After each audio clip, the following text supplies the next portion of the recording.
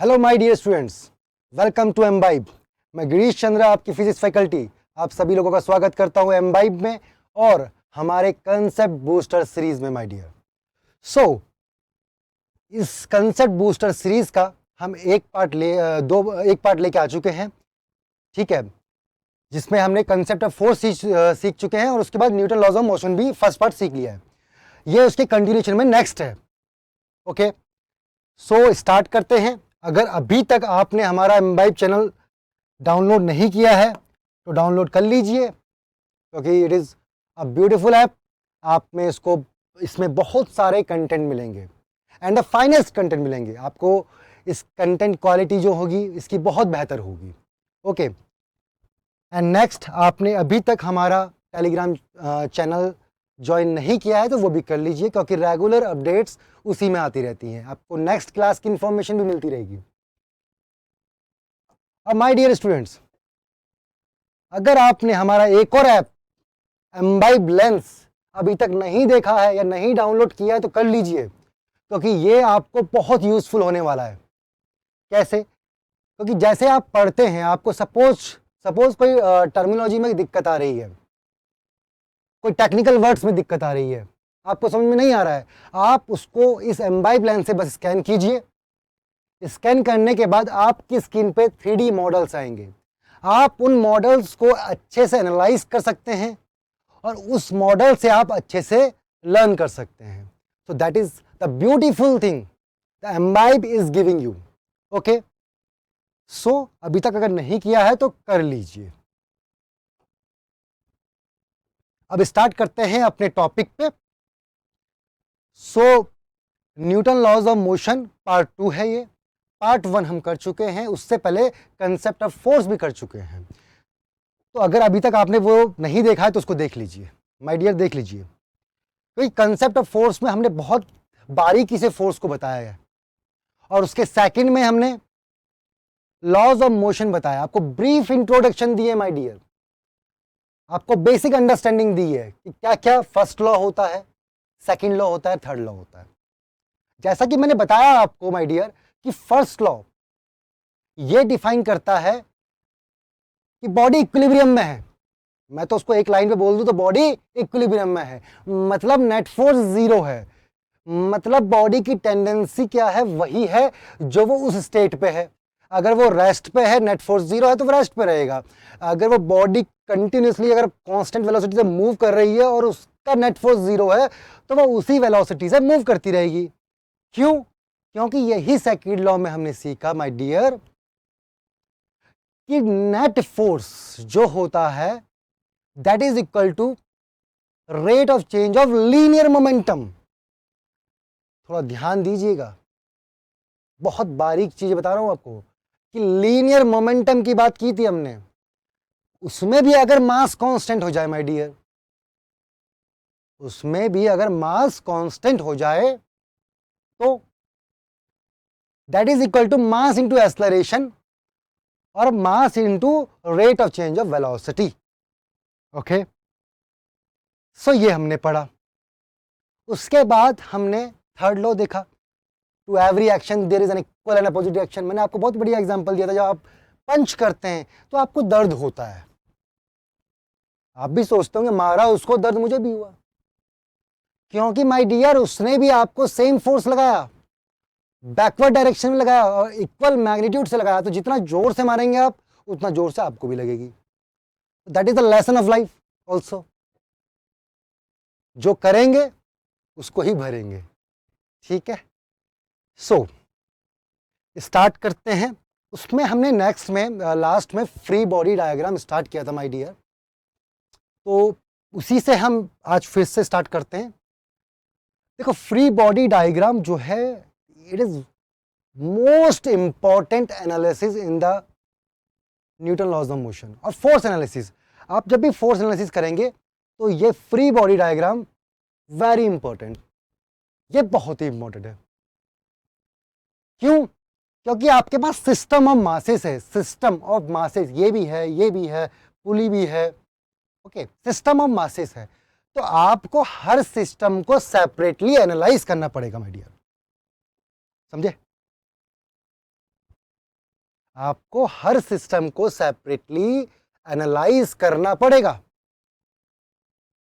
जब सेपरेटली आप एनालाइज करते हैं, उसको उस सिस्टम से उठाते हैं। सपोज मैं इस ए बॉडी को इस सिस्टम से उठाऊं और यहां रख के अलग से देखूं, तसल्ली से देखूं कि इसमें क्या क्या फोर्स लग रहे हैं, तो वो फ्री बॉडी डायग्राम हुआ। तो ये बहुत इंपॉर्टेंट है। जब हम आगे देखेंगे डिफरेंट न्यूमेरिकल्स करेंगे, सब इसी पे ही बेस्ड है। अब जो अब आएगा वो सब इस पे बेस्ड है माय डियर। तो बच्चों ये बहुत ध्यान से सीखने की चीज है। आओ, और आपके पास अगर एम्बाई का प्लेटफॉर्म है तो मैं तो लिख के दे सकता हूं, सिर्फ आप देख लीजिए, आपको समझ में तो अपने आप ही आ जाएगा। क्यों? क्योंकि ये कंटेंट क्वालिटी दे रहे हैं आपको। कहां मिलेगा ऐसा? तो सिर्फ आपको देखना है, बाकी तो आप सुनना है बस। जो दिखा रहा हूं वो देखना है और जो मैं बोल रहा हूं वो सुनना है। आपका काम हो गया। देखो, जो मैंने बोला that is the same thing. इसने क्या किया, ए बॉडी को लिया और ए बॉडी पे सारे फोर्स एनालिसिस करे। इसने बी को लिया, बी में सारे फोर्स एनालिसिस करे। फिर इसने पुली भी लिया, देखो, और पुली पे भी फोर्स एनालिसिस करे। That is free body diagram. ये फ्री बॉडी डायग्राम ए का है। अब मैं आपको बताऊंगा, जैसा कि हमने फोर्स में पढ़ा है माय डियर, कि कौन कौन से फोर्स लग सकते हैं। आपने अगर मेरा फर्स्ट लेक्चर देखा है तो मैं गारंटी दे सकता हूं कि आपको पता है कि कौन सा फोर्स कहां लगाना है, कौन सा फोर्स कहां लगाना है। अब जैसे ये बॉडी ए इस सरफेस पे प्लेस्ड है, इस सरफेस पे प्लेस्ड है,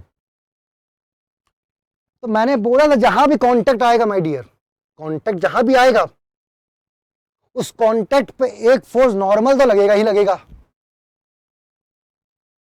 नॉर्मल तो लगेगा। अब देखिए, ये जो था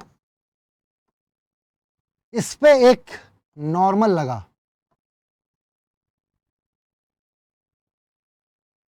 परफेक्ट। इस बॉडी का वेट भी लगेगा, तो ये वेट डाउनवर्ड लगा। अब ये बॉडी एक रोप से कनेक्टेड है। अब मैंने आपको बताया था, रोप हो, स्ट्रिंग हो, केबल हो, उसमें अगर वो स्ट्रेच्ड कंडीशन में हो, अगर वो स्ट्रेच्ड कंडीशन में हो तो वो एक टेंशन प्रोड्यूस करती है। यस माय डियर, बिल्कुल सही सुन रहे हैं आप, वो टेंशन प्रोड्यूस करती है। और टेंशन की क्या डायरेक्शन है, वो हमेशा उस पार्ट को स्ट्रेच करेगी, खत्म। हमेशा वो उस पार्ट को पुल करेगी। जब आपने ये पार्ट को उठाया यहां पर, तो यहां पर ये जो रोप थी, इस रोप पे ये टेंशन हमेशा ऐसे लगेगा, खींचते हुए, क्योंकि टेंशन का नाम ही टेंशन है, तो खींचेगा ही हमेशा उसको। परफेक्ट। इसके रेस्पेक्टिव में मैं आपको अगर ये दिखाऊं, तभी मैंने आपको न्यूटन थर्ड लॉ पहले बताया है। मैंने उसका इंट्रोडक्शन आपको स्टार्टिंग में दे दिया। क्यों? क्योंकि उसके बिना आप ये फ्री बॉडी डायग्राम को समझ में नहीं आएगा कि कैसे एन लग गया इसमें। अब देखिए माय डियर, ये दोनों बॉडी कांटेक्ट पे थी तो नॉर्मल फोर्स तो लगना ही है, और वो इसके इक्वल एंड अपोजिट होगा। क्यों? क्योंकि Newton third law of motion equal भी होगा। कैसे पता लगेगा कि आपको इक्वल है? नॉर्मल तो लगा, दैट इज यू नो कि कांटेक्ट हुआ है तो नॉर्मल लगेगा, बट उसकी वैल्यू इक्वल होगी, वो तो आपको न्यूटन थर्ड लॉ ने दिया ना।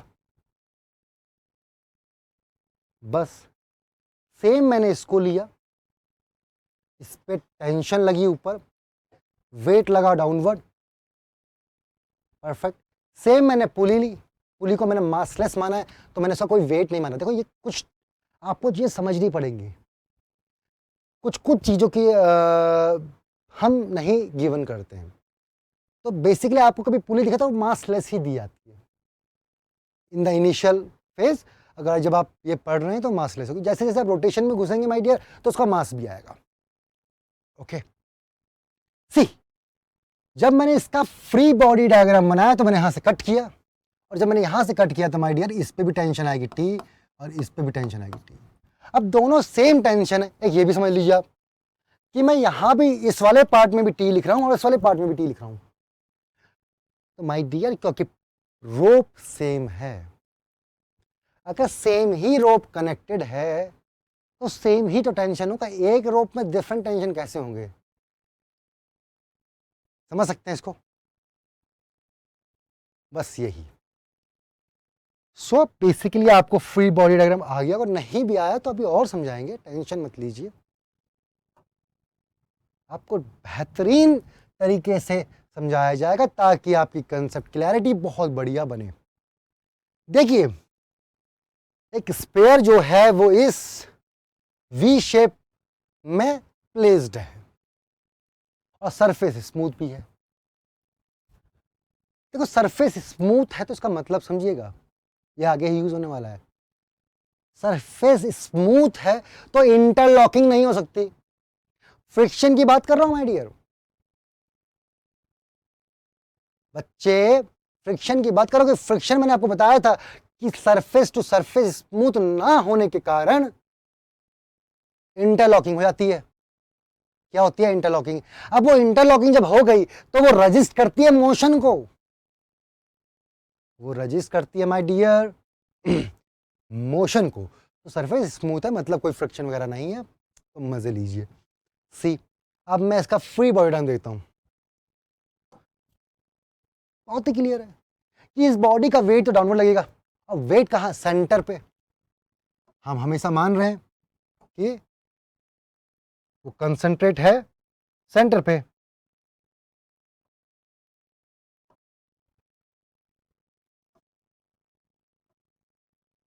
यहां से लगा वेट।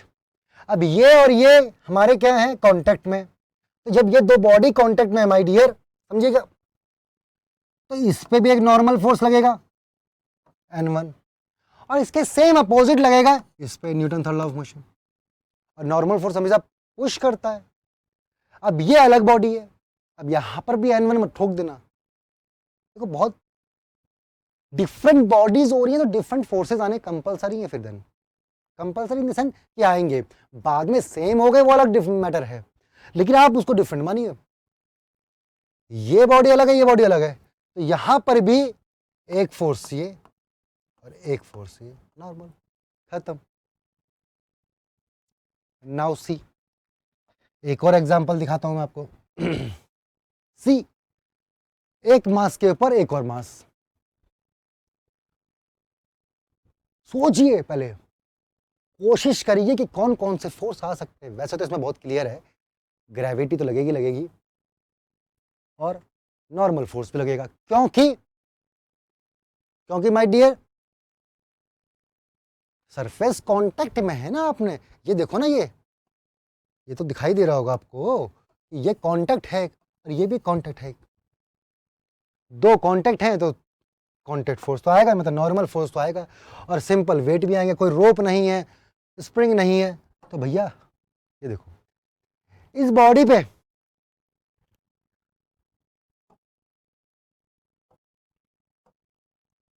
पे इसका वेट लगेगा, ये इस पे कांटेक्ट है तो नॉर्मल फोर्स लगेगा, सेम इसके अपोजिट एक और नॉर्मल फोर्स लगेगा, और इस N1 की वैल्यू N1 के इक्वल, इस वाले के इक्वल होंगे। क्यों? Newton third law of motion. देखो, मैं यही समझा रहा हूं आपको, जब भी दो सरफेस कांटेक्ट में है जो नॉर्मल फोर्स लग रही है माय डियर, तो आपस में सेम होंगी।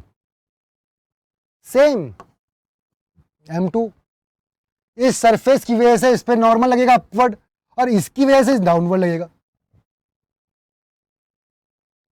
मुझे लगता है बहुत बेहतरीन क्लैरिटी आ गई होगी आपको, आ गई होगी सो स्टार्ट करते हैं, इसका नेक्स्ट भी देखते हैं। फिर आओ, देखो, मैं आपको सारे सिस्टम्स दिखा रहा हूं ताकि आप कल के दिन अगर कोई इस तरह की कोई बॉडी या ऑब्जेक्ट आता है तो आप वहां पर माय डियर रेस्पेक्टिव फोर्स लगा पाए, रेस्पेक्टिव फोर्स लगा पाए।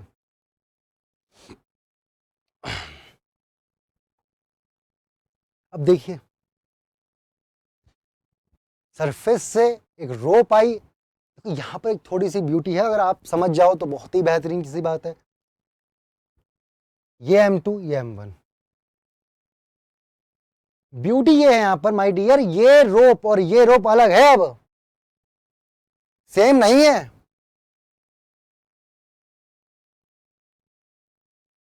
क्योंकि ये रोप इस और इसके बीच में कनेक्टेड है, ये कंटिन्यूएशन नहीं है रोप का, कंटिन्यूस बॉडी नहीं है यहाँ रोप की, यहाँ ब्रेक हो चुकी है। तो माय डियर यहाँ पर और नीचे जो है वो डिफरेंट टेंशन होंगी। तभी देखिए आप यहां पर मैंने लिखा, जब मैं देखो फ्री बॉडी डायग्राम बना रहे हैं आप, मतलब आपने इसको अलग किया पहले, जब आपने इसको अलग किया तो इसको यहां से ब्रेक किया इससे, तो यहां पर क्या लगेगा, टेंशन लगेगी टी, क्योंकि रोप है। फिर आपने इसको अलग किया, सेम टेंशन अपोजिट लगेगी, टेंशन तो सेम ही रहेगी ना रोप में, सेम कंटिन्यूस बॉडी में, और फिर उसका एक मास लगेगा। फिर नीचे एक और रोप कनेक्टेड है, तो उस रोप का टेंशन आएगा। अब T2 मत लिख देना यहां पर ऊपर वाला, क्यों, क्योंकि ये टेंशन और ये टेंशन अलग है माय डियर।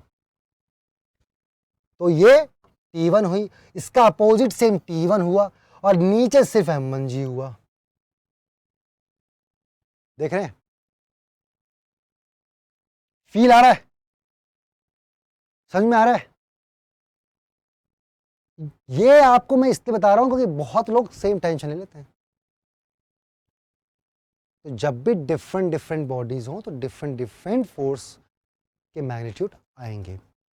हो सकता है कभी सेम हो भी जाए, बट आपको तो अलग ही लेने हैं माय डियर। आ जाओ, सी अब नाउ, अब आपके सामने क्या है माय डियर, एक इलस्ट्रेशन है, बहुत ही सिंपल।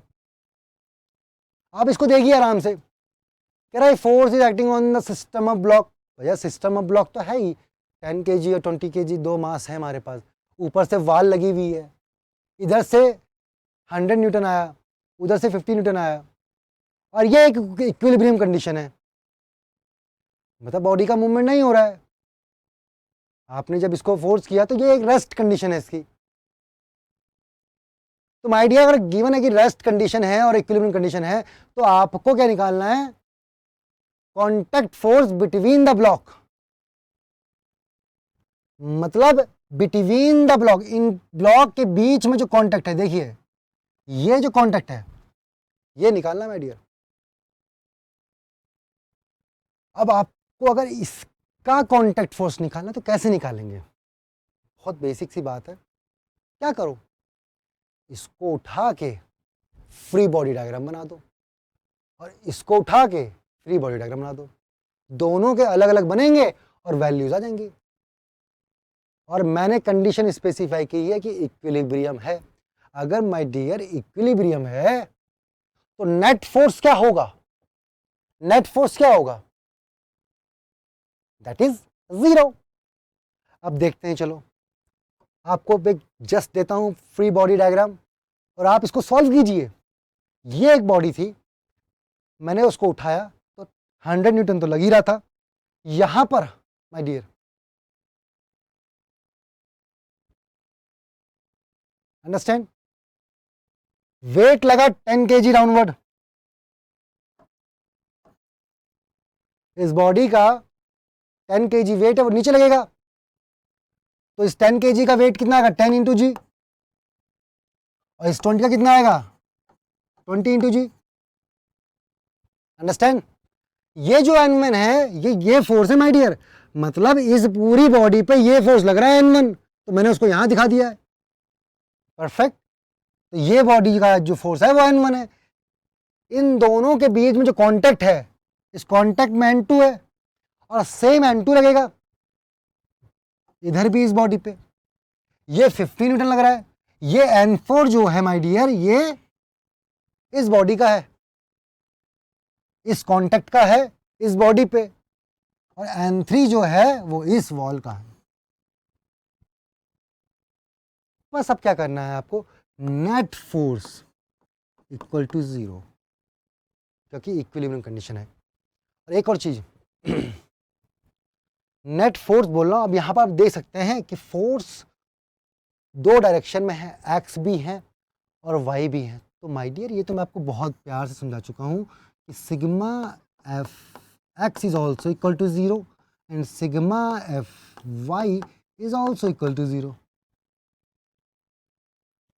समझे, अगर नेट फोर्स जीरो आ गया तो माय डियर उसके एक्स कंपोनेंट भी जीरो आते हैं और उसके वाई कंपोनेंट भी जीरो आते हैं।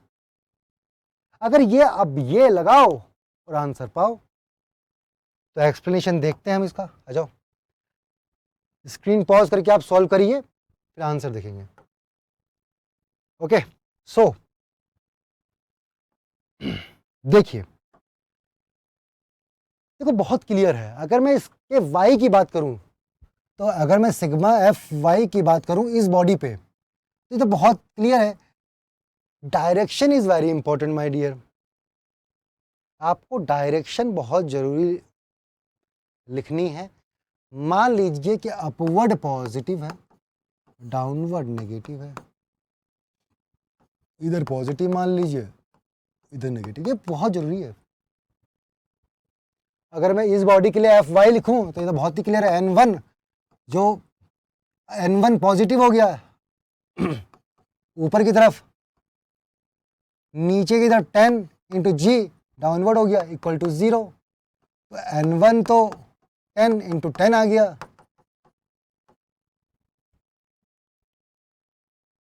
तो N1 की वैल्यू 100 न्यूटन आ गई। अब आप क्या कीजिए, इस तरफ भी लगा लीजिए। अरे नेट फोर्स जीरो है तो वाई में आपने लगाया इस बॉडी में, तो उसी बॉडी में एक्स भी तो लगाइए एक बार। समझे कि नहीं समझे? अगर आपने वाई में लगाया है तो एक्स में भी लगेगा, सेम लगेगा क्योंकि इक्विलिब्रियम बॉडी है, दोनों फोर्स जीरो होंगे। देखो मैं आपको क्यों समझा रहा हूँ ये चीज।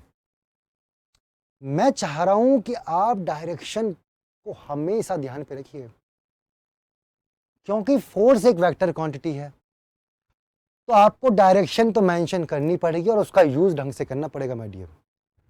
तो कैसे करो, मान लो कि एक तरफ पॉजिटिव इधर नेगेटिव, ऊपर पॉजिटिव इधर नेगेटिव। ओके, अगर नेट फोर्स जीरो है तब तो बेस्ट है, ऐसे ही मान लो कोई दिक्कत नहीं है। बट ये कंपलसरी नहीं है माय डियर। अगर तुम मुझसे पूछो कि भैया मैं हमेशा एक्स को पॉजिटिव लूं, ना ना ना ना, ये गलती मत करना। मैं बताऊंगा भी आपको, अंडरस्टैंड। तो एक्स को ले लो, इधर पॉजिटिव तो प्लस 100, इस तरफ negative minus N2 equal to 0। तो N2 की वैल्यू भी कितनी आई माय डियर, वो आ गई आपके पास 100 न्यूटन। अब भैया ये ब्लॉक भी ले लो। और आप अगर मेरी क्लास अभी तक पढ़ते हुए आए हैं तो मुझे लगता है कि इसको देख के नहीं डरे होंगे अभी तक कि 50 एंगल पे लग रहा है, मैं क्या करूं। अगर आपने मेरी पूरी पुरानी क्लास देखी होगी तो आपने इसको झट से पकड़ लिया होगा। क्यों? क्योंकि मैंने आपको बताया है कि कोई भी फोर्स किसी भी डायरेक्शन पे लगे मैं उसको दो पार्ट में तोड़ सकता हूं हमेशा। एक पार्ट कौन सा, कॉस कंपोनेंट, एक पार्ट कौन सा, वाई कंपोनेंट। मतलब एक बार एक्स में तोड़ सकते हो, एक बार वाई में तोड़ सकते हो। और एक्स और वाई में तो कहानी चल रही है अभी तक। तो बहुत ही सिंपल और बहुत ही बेसिक है। अगर आप ये जानते हैं कि मैं इस 50 न्यूटन को तोड़ सकता हूं माय डियर, और तोड़ अगर आप इस 50 न्यूटन को एक्स और वाई में तोड़ देंगे तो आप इस 50 न्यूटन को हटा दीजिए, इसको फेंक मारिए। अब जो तोड़ा है उसका यूज करेंगे हम। कैसे तोड़ते हैं देखो, direction is very important. Again बोल रहा हूं, ये ऐसे लग रहा है तो भैया ये जो एक्स वाला आएगा वो भी ऐसे आएगा और ये आएगा 50। तभी मैंने कभी आपको ये नहीं सिखाया कि एक्स वाला हमेशा कॉस होता है। अगर आप ध्यान दिए होंगे मैंने कभी आपको नहीं बोला, मैंने क्या बोला, थीटा की डायरेक्शन में कॉस होता है और उसके अपोजिट साइन होता है। ये थीटा है ऊपर वाई से, तो इसकी डायरेक्शन में ये वाला जो कंपोनेंट होगा ये होगा 50 कॉस 30।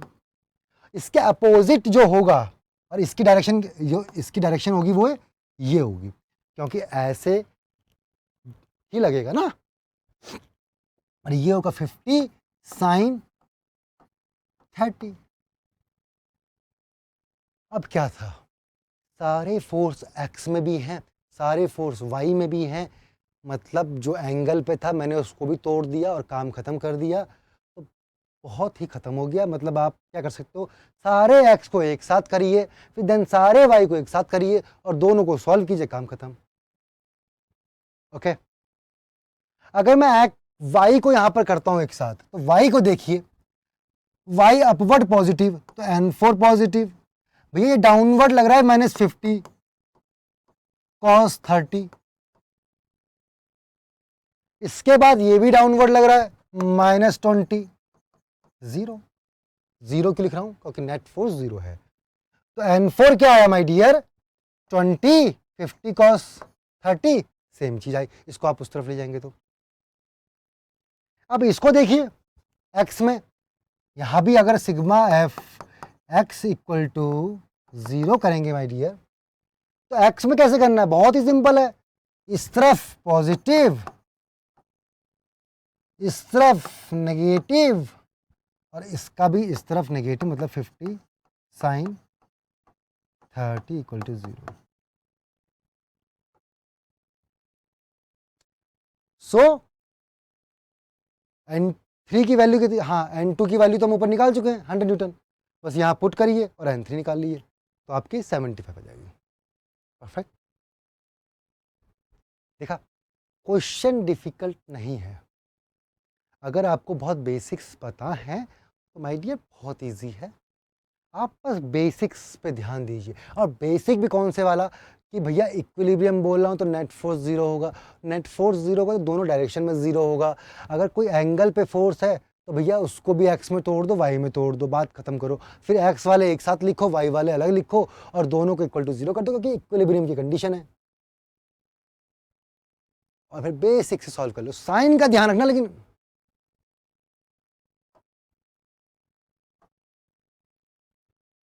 या एक और क्वेश्चन आपकी स्क्रीन पे, पढ़िए, समझिए और इसको ट्राई कीजिए। और माय डियर, अगर आप यही चीज़ अगर एम्बाइब की ऐप में देखेंगे तो आपको एक ब्यूटीफुल मज़ा आएगा वहाँ पर, क्योंकि वहाँ पर आप ये क्वेश्चन जो है ना लाइव अटेम्प्ट कर सकते हैं। कैसे, आपने सॉल्व किया तो आप क्लिक करके उसको लाइव अटेम्प्ट कर सकते हैं। तो ये लाइव एक्सपीरियंस जो है, यही अगर आपको चाहिए तो हमारी एम्बाइब ऐप को डाउनलोड कीजिए। और वहां भी हमारे लेक्चर्स चलते हैं, वहां रेगुलर लेक्चर चल रहे हैं, उसको ज्वाइन कीजिए एंड बिल्कुल फील कीजिए चीजों को। क्वेश्चन बोल रहा है mass of 10 kg suspended vertically by a rope from the roof. ठीक है, when the horizontal force is applied on the rope at same point, rope deviated at an angle 45 degree. 45, yes, ठीक है। अब पूछ रहा है कि इक्विलिब्रियम है, देखो दे दिया इसने, इक्विलिब्रियम दे दिया कि यही काम खत्म। क्योंकि इक्विलिब्रियम देते ही आपको एक चीज समझ में आ गई, भैया नेट फोर्स तो जीरो कर दूंगा, बात ही खत्म। बाकी क्या है, मुझे फ्री बॉडी डायग्राम तो पहले से बनाना आता है, अब तो बचा ही नहीं। अब पूछा फोर्स निकालो, मास दिया भाई और जी की वैल्यू दे दी, तो सॉल्व कीजिए। इसका आंसर ये है। अब इसका हम सॉल्यूशन भी देख लेंगे। ये कंडीशन थी कि बॉल था, उसको रूफ पे अटैच था, आपने एक फोर्स लगाया और ये इक्विलिब्रियम कंडीशन है, मतलब यहां पर रेस्ट कंडीशन है। ओके, यहां पर रेस्ट कंडीशन है माय डियर। अब इस पे पूछ रहा है आपसे, इस पे पूछ रहा है आपसे, तो क्या कीजिए आप, फ्री बॉडी डायग्राम बना लेते हैं आपके लिए, यही सिखा देते हैं आपको।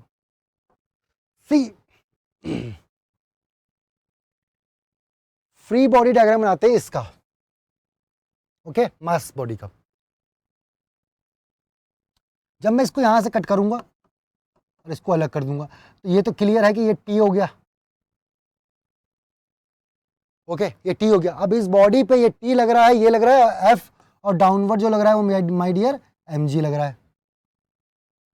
अब ये बॉडी आपके पास, इसको भूल जाइए ऊपर वाले को, ये बॉडी आपके पास है, ये इक्विलिब्रियम में है, और ये अगर इक्विलिब्रियम में माय डियर, तो नेट फोर्स जीरो है। और नेट फोर्स जीरो है तो एक्स भी जीरो, वाई भी जीरो। लेकिन भैया ये तो एंगल पे आ गया है ये तो एक एंगल पे है। अरे तो दसों बार सिखा चुका हूँ, एंगल पे है तो क्या हुआ, मुझे तो एक्स और वाई कंपोनेंट चाहिए, और एक्स और वाई तो माय डियर बहुत ही सिंपल तरीका है रिजॉल्व करके काम खत्म करने का। रिजॉल्व कर लेते हैं, और पहले एक्स और वाई बना तो लूँ मैं, पहले एक्स और वाई बना तो लूँ। अब देखिए एंगल पता होना चाहिए, ये 45 है तो भैया ये भी तो 45 हुआ। अब t का कंपोनेंट कॉस वाला, उसकी तरफ वाला t कॉस 45, उसके अपोजिट वाला t साइन। माय डियर ध्यान रखना, मैंने एरो जो है ये बनाया है, ये वाला नहीं बनाया, क्योंकि इस तरफ अगर टेंशन आ रहा है तो उसका ये कंपोनेंट भी इस तरफ ही आएगा। समझे आया कि नहीं बस अब क्या था भैया, इसको तो हटा दो बीच वाले को, कि रिजॉल्व कर चुके हो तो उसका मतलब नहीं बचा है। अब ये चार फोर्स हैं, चारों फोर्स को बैलेंस कर लो, मतलब बैलेंस कर लो कि नेट फोर्स तो दिया गया है इक्वल टू 0, एक्स में 0, वाई में 0, एक्स में कर लो 0। डायरेक्शन वेरी इंपॉर्टेंट, मान लो इधर को पॉजिटिव मान लो, इधर नेगेटिव मान लो, ऊपर पॉजिटिव मान लो, इधर नेगेटिव मान लो। पॉजिटिव एफ, उधर पॉजिटिव, इधर टी,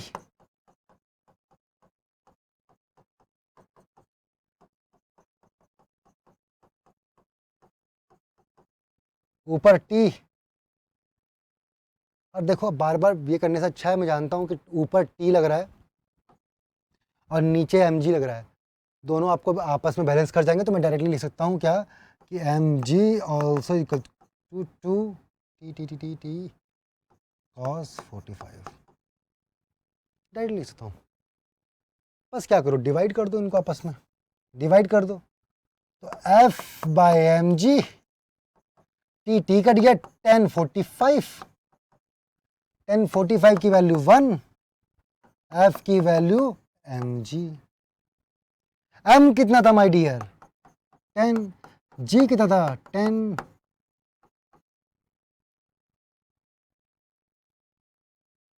बड़े प्यार से काम खत्म। तो देखो टफ नहीं था, अगर बेसिक आपको पता है वही चीज करना है। मैं आपको बताऊं पूरे न्यूटन लॉज ऑफ मोशन में ना यही है, डिफरेंट डिफरेंट फोर्स होंगे, उनको रिजॉल्व करते जाओ, और नेट फोर्स अगर इक्विलिब्रियम में है तो 0 कर दो, नहीं भी इक्विलिब्रियम में है तो नेट फोर्स की वैल्यू मास इनटू एक्सेलरेशन लिख दो। जो मैं 0 कर रहा हूं ना यहां पर एक्स में, मैं क्या बोलूंगा इसको कि ये एक्स अब नहीं होगा, एम ए एक्स होगा, और वाई वाला एम ए वाई होगा।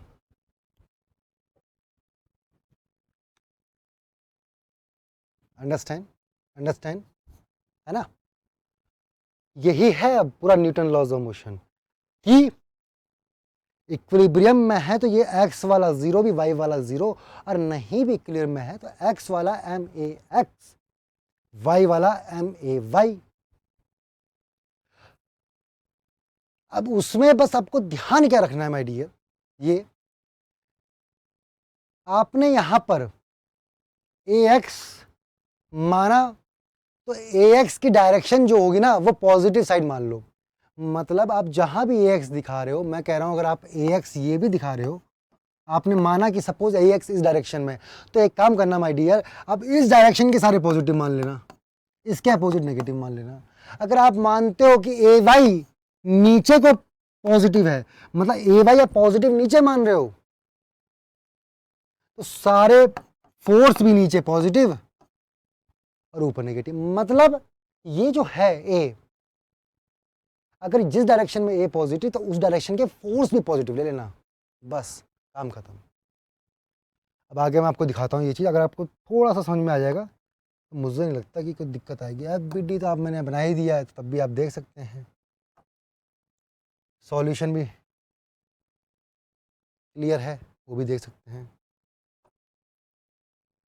ओके, अब Newton's second law of motion, यही हम पढ़ रहे थे अभी तक,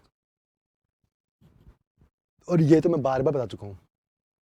स्टार्ट करते हुए था कि Newton second law of motion क्या है, नेट फोर्स, किसी भी बॉडी का नेट फोर्स। ये आपने देखा था, देखो कितना प्यारा एसेट है, मतलब इसकी ब्यूटी देखो आप, इतने सारे फोर्स लगे, सारे फोर्स को एक से रिप्लेस कर दिया जो आप आज तक करते हुए आ रहे, और उसी फोर्स की डायरेक्शन में क्या था, एस्लरेट हुई बॉडी, क्योंकि net force equal to mass into acceleration. Of course ये बात है ना, नेट फोर्स की वैल्यू मास इनटू एक्सेलरेशन है, तो उसी डायरेक्शन में तो एक्सेलरेट करेगी जहां पर नेट फोर्स की वैल्यू आएगी, तो नेट फोर्स रिजल्ट इस डायरेक्शन में और एक्सेलरेशन भी इस डायरेक्शन में। सी, बस ये चीज आपको आ गई तो काम खत्म।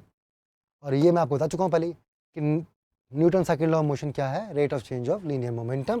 अब लीनियर मोमेंटम के दो कंपोनेंट हो सकते हैं, एक तो मास कांस्टेंट हो भी सकता है, नहीं भी हो सकता है। अगर दोनों वेरी कर रहे हैं तो दोनों की तरफ से फोर्स आएगा।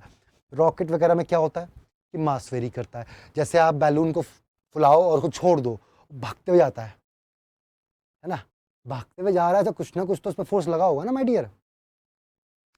अगर बैलून फुलाया मैंने छोड़ दिया तो देखते हो ना भागता है, तो कुछ तो फोर्स लगा होगा।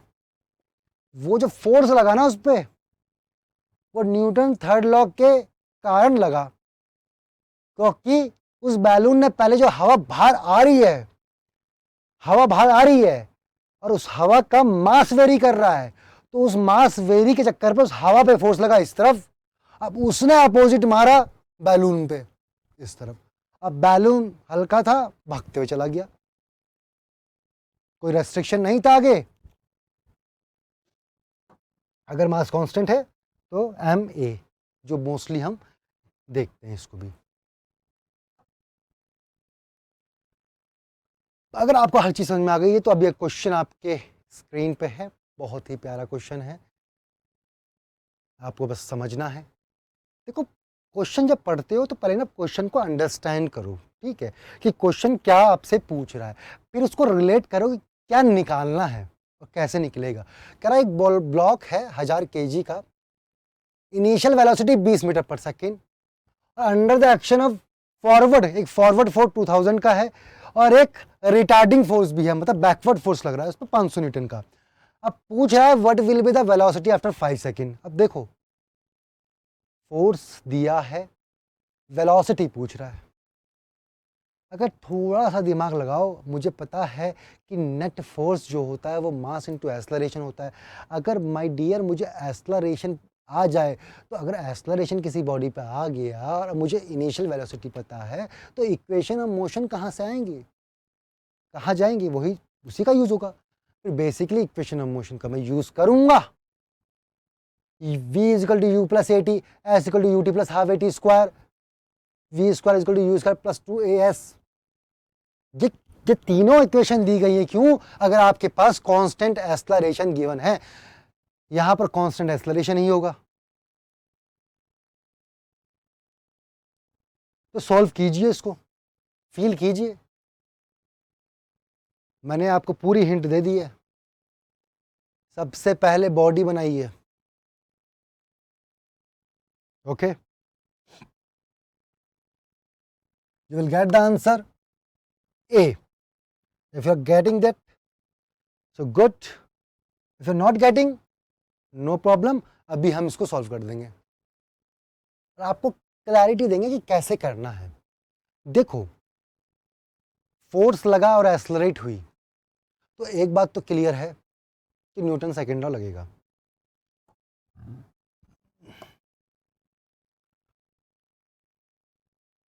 न्यूटन सेकेंड लॉ बोलता है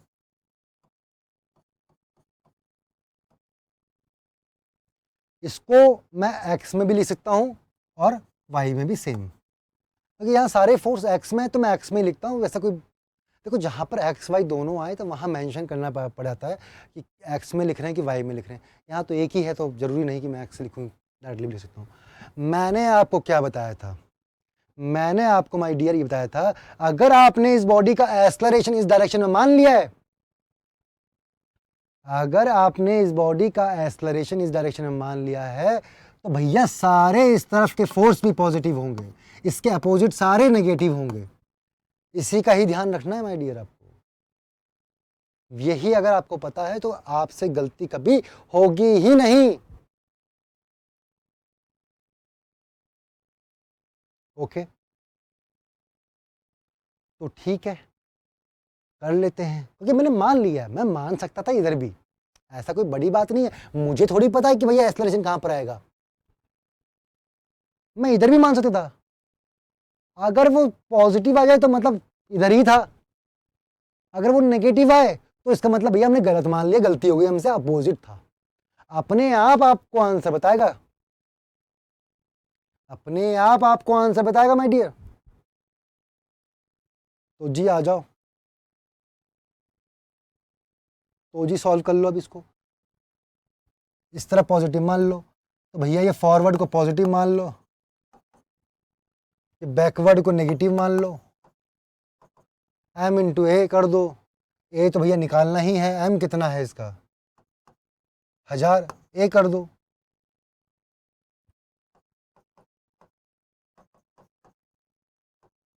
ए कितना है। अब जब आपके पास ए आ ही गया है तो मुझे नहीं लगता कि इक्वेशन ऑफ मोशन आपने नहीं पढ़ा होगा। देखो अगर नहीं भी पढ़ा तो कोई टेंशन नहीं है, मैं अभी दोबारा से ना इसके बाद सोच रहा हूँ कि आपके लिए काइनेमेटिक्स में पैकेज लेके आऊँ, तो थोड़ी अगर आपको वहाँ पे दिक्कत होती होगी ना, सब चीज़ क्लियर हो जाएगी, टेंशन मत लो। तो ए अगर कांस्टेंट है, मतलब ए की वैल्यू डायरेक्ट वैल्यू है तो कांस्टेंट है। अगर माय डियर ए कांस्टेंट है तो आपके पास इक्वेशंस ऑफ मोशंस हैं।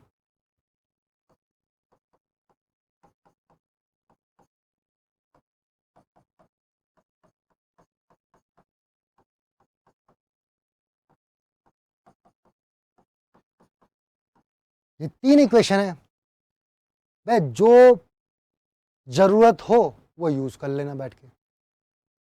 मुझे तो पहली वाली है, 5 सेकंड के बाद पूछ रहा है, तो पहला था इसका 20 मीटर पर सेकंड, मैं फर्स्ट वाली यूज कर रहा हूँ।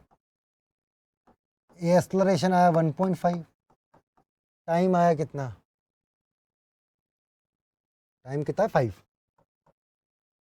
तो ये 27.5 बनेगा।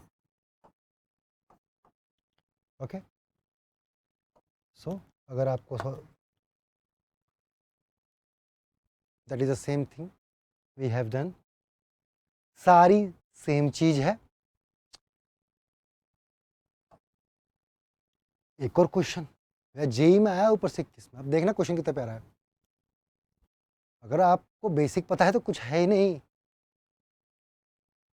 बस बेसिक पे ध्यान रखना। फोर्स दिया है वेक्टर में, आंसर भी है वेक्टर में, तो कोशिश करना कि वेक्टर में ही चलना है हमको अब सारा काम। और पूछ रहा है टाइम इक्वल 10 सेकेंड, मतलब क्या पूछ रहा है, पोजीशन वेक्टर पूछ रहा है। मतलब अब देखो पोजीशन वेक्टर क्या है, अरे भाई फोर्स से एक्सलरेशन निकाल सकते हो, acceleration equal to d v by d t. देखो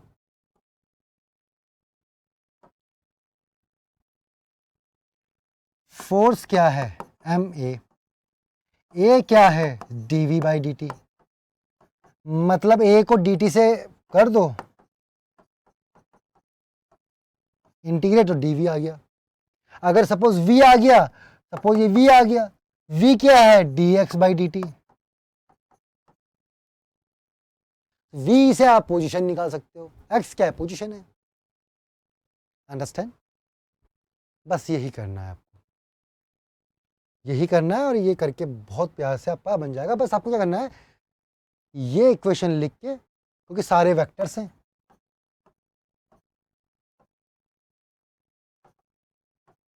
ये भी वेक्टर आएगा, तो सेम वेक्टर में ही रख के सॉल्व करना है आपको। आंसर इसका सी आएगा, स्क्रीन पॉज कर लो और आंसर चेक करो, नहीं हुआ है तो टेंशन मत लो, हम हैं। ओके,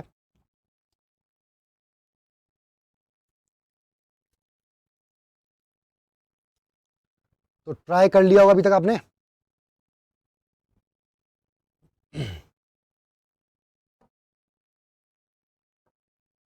देखो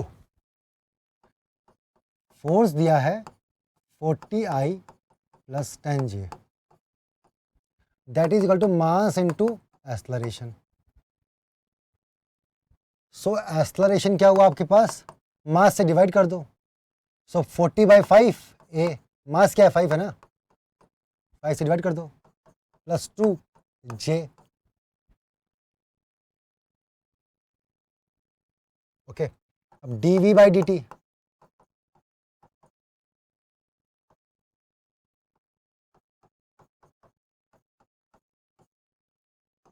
dv मान लो, इंटीग्रेट कर देना,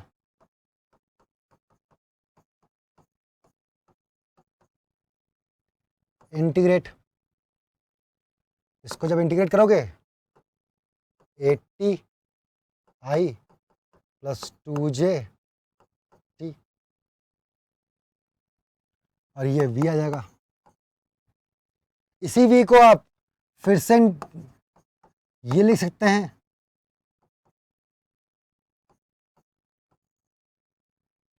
और इसी dx को आप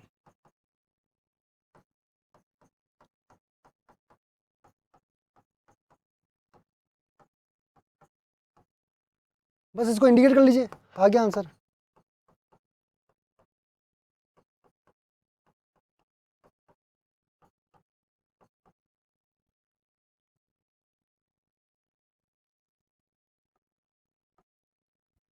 ये गया और ये 4 आया, तो 4t² यही dx का जो आएगा वो x वेक्टर मान लो, और इस x क्या पोजीशन है उसको मैं लिख सकता हूँ, तो 4 और t की वैल्यू क्या है 10, प्लस इधर क्या है ये i कैप, और तो 400 plus i cap plus 100 j cap. Okay, तो सिंपल है, मैं आपको पूरा इसका बेसिक बता चुका हूँ। आपको अभी भी आपको अगर नहीं आया है तो आप यहाँ आराम से देख सकते हैं, प्रिंटेड फॉर्म में है, बहुत प्यार से। ओके, मेरे ख्याल से समझ में आ रहा है आपको। सेम चीज एक और क्वेश्चन है आपके पास, इसको भी देख लीजिए, बढ़िया क्वेश्चन है, थोड़ा एक अच्छा कंसेप्ट है। तो समझिए कि क्या दिया गया है। इसने बोला 3 ब्लॉक्स हैं ऐसे रखे हुए हैं, और 4 kg 2 kg 1 kg, frictionless surface है तो कोई दिक्कत ही नहीं है भैया, जब बॉडी मूव भी करेगी तो फ्रिक्शन नहीं होगा, बहुत सिंपल। कह रहा 14 न्यूटन फोर्स लगाया इस तरफ से, कांटेक्ट फोर्स बताना है बिटवीन ए एंड बी, इन दोनों के बीच में कांटेक्ट फोर्स बताना है आपको। तो वैसे बहुत सिंपल है, अगर किसी एक बॉडी और दूसरी बॉडी के बीच में कांटेक्ट फोर्स बताना है तो आपको उसका फ्री बॉडी डायग्राम बनाना पड़ेगा। ओके, अगर आप फ्री बॉडी डायग्राम बनाते हैं माय डियर, अंडरस्टैंड, आपको इसके बीच में बताना है, तो आप इसका फ्री बॉडी डायग्राम बना लीजिए। ये लगा कुछ, ये लगा 14 न्यूटन ना, 14। अब ये आप इधर लगाएगी N1, लेकिन ध्यान रखिएगा अभी भी, देखो यही चीज है, ये कंप्लीट नहीं है माय डियर, अभी भी बॉडी एक्सेलरेट होगी। कहीं क्वेश्चन में इक्विलिब्रियम नहीं दिया गया आपको, समझे कि नहीं समझे। और वैसे भी फ्रिक्शनलेस सरफेस पे अगर कोई 14 न्यूटन का फोर्स लगा रहा है तो बॉडी तो मूव करेगी। अब ये मूव करेगी तो मानो ना कोई एक्सेलरेशन भी होगा, ए एक्सेलरेशन अब हुई पूरा, क्योंकि अब आप इस पे लगाते हैं तो आप कहेंगे 14 उस ए की डायरेक्शन, देखिए बहुत सिंपल, इधर पॉजिटिव क्योंकि ए पॉजिटिव इधर है, इधर नेगेटिव, मैंने आपको बहुत बार समझाया गया इसको। तो 14 minus N1 is equal to M, कितना है भैया 4 kg, सो 4a। यहां पर आपको N1 चाहिए, N1 आपको निकालना है और a चाहिए। अब a कैसे निकालोगे, यह समझने की बात है आपको, a कैसे निकालोगे। देखो तरीका तो ये भी है कि आप एक काम करो, इस बॉडी का भी यहाँ पर फ्री बॉडी डायग्राम बना लो b का, और बोलो कि b पे लग रहा है ये N1 का अपोजिट लग रहा है N1, और इस c की वजह से लग रहा है N2। फिर सी का, और ये भी बॉडी मूव कर रही है ये एक्सेलरेशन से, फिर सी बना लो। अब बोलो n2 के अपोजिट लग रहा है, फिर से n2, और यहां तो कोई फोर्स है नहीं, और ये ए। अब तीनों को सॉल्व करो, तब जाके ए निकाल लो। ये तो एक तरीका भी है, बहुत सिंपल। और एक तरीका और है माय डियर, जिसको हम क्या बोलते, देखो मैं वही आपको समझाना चाह रहा हूं यहां पर, कि कभी भी अगर आपको सिर्फ एक्सेलरेशन निकालना है ना, और फोर्स दिया है, तो डायरेक्टली आप एक्सेलरेशन निकाल सकते हैं। आप एक काम करो ना, इस पूरी बॉडी को एक बॉडी कंसीडर कर लो, क्योंकि देखो तीनों बॉडी का एक्सेलरेशन तो सेम ही होगा, तीनों आपस में कांटेक्ट में है, और जब कांटेक्ट में है आप इसको मूव कर रहे हो तो उसका एक्सेलरेशन सेम ही आएगा। अंडरस्टैंड? क्योंकि ऐसे कोई सेपरेशन नहीं है बॉडी में माय डियर, सेम कांटेक्ट पे चल रहे तो सेम आएगा। तो फ्री बॉडी डायग्राम में आप हर बॉडी को अलग अलग उठाते हो, दैट इज करेक्ट, लेकिन माय डियर आप पूरी बॉडी को भी एक मान सकते हो, आप पूरी बॉडी को भी एक मान सकते हो। अब मान लो कि पूरी की पूरी बॉडी, इस पे लगा ये फोर्स ओनली 14 न्यूटन, अब पूरी बॉडी एक्सेलरेट कर रही ए से। अब इस पूरी बॉडी को और एक बॉडी मानू तो कुछ तो है नहीं, और फोर्स यही तो फोर्स है, बीच के फोर्स तो नहीं आएंगे। देखो यही मैं कह रहा हूं, अब बीच के फोर्स अगर आप n1 लोगे तो ये भी n1 लोगे, आपस में कैंसिल हो गए। n1 n2 जो है वो एक इंटरनल फोर्स है एक तरीके से, जब आप इसको सेपरेट करते हो तब वो आता है, क्योंकि आप ऐसा थोड़ी है कि आप यहां पर n1 ले लो तो इस n1 को भूल जाओगे, तो ये आपस में कैंसिल कर जाएंगे, सेम आपके इस वाले कैंसिल कर जाएंगे, तो ये आएंगे ही नहीं ना। जब कंप्लीट बॉडी ली आपने तो आपने बीच के फोर्स नहीं लेते हैं, तब नॉर्मल फोर्स नहीं आते हैं, क्योंकि नॉर्मल फोर्स आ भी जाएगा तो उसके अपोजिट एक और आएगा और वो कैंसिल कर जाएगा माय डियर। देखो अब बड़े प्यार से देखो, अगर मैं इसको एक मान लूं तो क्या है, net force equal to mass into acceleration, net force इस डायरेक्शन में है, एक्सेलरेशन डायरेक्शन में, तो 14 m। अब m टोटल है 4 + 2 + 1, क्योंकि आप कंप्लीट बॉडी लिए ना, आपने कंप्लीट बॉडी ली है तो टोटल आ गया इनटू ए। 4 2 6 + 7 7 और 14 गया 2। अब बताओ मुझे, अगर आपके पास ये आ गया है 2, क्या आप यहां नहीं कर सकते पुट, इसको यहां रखिए माय डियर, आपका n1 आ गया। तो 14 इसको मैं इधर ले रहा है 4 × 2 n1। बेहतरीन, देख रहे हैं आप ब्यूटी, क्या सिखाया मैंने आपको, या तो 3 इक्वेशन बनाओ, या तो my dear my dear my dear my dear my dear, या तो इसके साथ ये भी बनाओ और इनकी इक्वेशंस भी लिखो, फिर आपस में सॉल्व करते जाओ, लास्ट में आके आप पहुंच जाओगे। या जब आपको पता है कि मुझे एक्सेलरेशन चाहिए, बाकी तो काम खत्म है, और एक्सेलरेशन तो पूरी बॉडी को एक कंसीडर में कर सकता हूं मेरे बच्चे, मैं तो पूरी बॉडी को एक कंसीडर कर सकता हूं, बड़े प्यार से कर सकता हूं। क्यों? क्योंकि पूरी बॉडी पे भी एक फोर्स लग रहा है और पूरी बॉडी सेम एक्सेलरेशन से मूव कर रही है। जब पूरी बॉडी का एक्सेलरेशन भी सेम है तो मैं एक बार पूरी बॉडी को एक बॉडी मान के डायरेक्टली लगा सकता हूँ, वहां से एक्सेलरेशन है। क्यों? देखो मैं यही कह रहा हूँ, क्यों हमने लिया पूरी बॉडी को एक और यहाँ पर एक्सेलरेशन, क्योंकि एक्सेलरेशन सेम है यहाँ पर माय डियर, क्योंकि ये ब्लॉक ये ब्लॉक ये ब्लॉक तीनों आपस में कनेक्टेड हैं। जब आप इसको फोर्स करेंगे तो तीनों के तीनों एक साथ ही तो मूव करेंगे और एक ही एक्सेलरेशन से मूव करेंगे। मुझे लगता है आ गया होगा अभी तक तो आपको समझ में आ गया होगा, फील आ गया होगा कि मैं क्या कहना चाह रहा हूं, समझे? मुझे लगता है कि अब तो बेहतरीन फील आ गया होगा आपको। अब देखो यही मजा, अगर आप इसी को एमबाइब की ऐप में अगर हमारे लेक्चर देख रहे होते तो आप यहां क्लिक करते, आप करते और हम चेक करते कि क्या आंसर आया, आपने क्या टिक मारा है। अंडरस्टैंड? मतलब आप समझ रहे हो एमबाइब आपको किस लेवल की टेक्नोलॉजी के साथ लर्न करने की अपॉर्चुनिटी दे रहा है।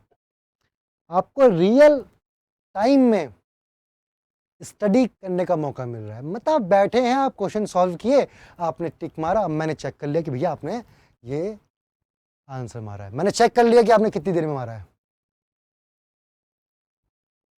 तो ये एक्सपीरियंस आपको लेना है माय डियर। एम्बाइट की ऐप डाउनलोड कीजिए, इंस्टॉल कीजिए और उसके बाद बेहतरीन पूरे सीक्वेंस के साथ हमारे साथ जुड़ जाइए और हम आपकी प्रिपरेशन तो फाड़ू करा ही देंगे, उसकी टेंशन ही नहीं है। तो अगर ये ब्यूटी आपको समझ में आई है तो देखते हैं अब इसका आंसर क्या मैंने सही निकाला है। हो सकता है गलत भी हो, प्रॉब्लम कर रहे हैं तो कुछ हो सकता है। देखो, हो सकता है मैं जानबूझ के कर रहा हूं चेक करने के लिए आपको, क्योंकि ये छोटी छोटी चीजें अगर आपको समझ में आ जाए कि मैं कहां पर गलती करता हूं माय डियर।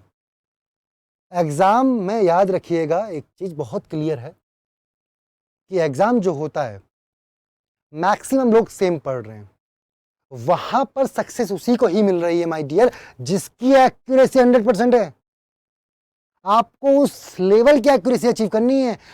एक्यूरेसी कैसे आएगी? आपको छोटी छोटी चीजें पता होनी चाहिए, आप कहां पर गलती करते तो वो आपको कोई बताने वाला भी चाहिए। उसके लिए हम बैठे हैं। ओके,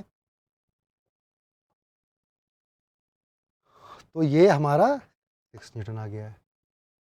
तो होप आप लोगों ने एंजॉय किया होगा सेशन, आप लोगों को मजा आया होगा। ऐसे ही पूरे इस सीरीज में जुड़ने के लिए हमारे साथ बने रहिए।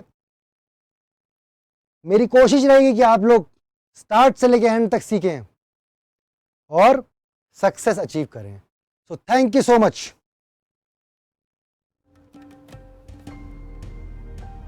Keep imbibing. We believe in you.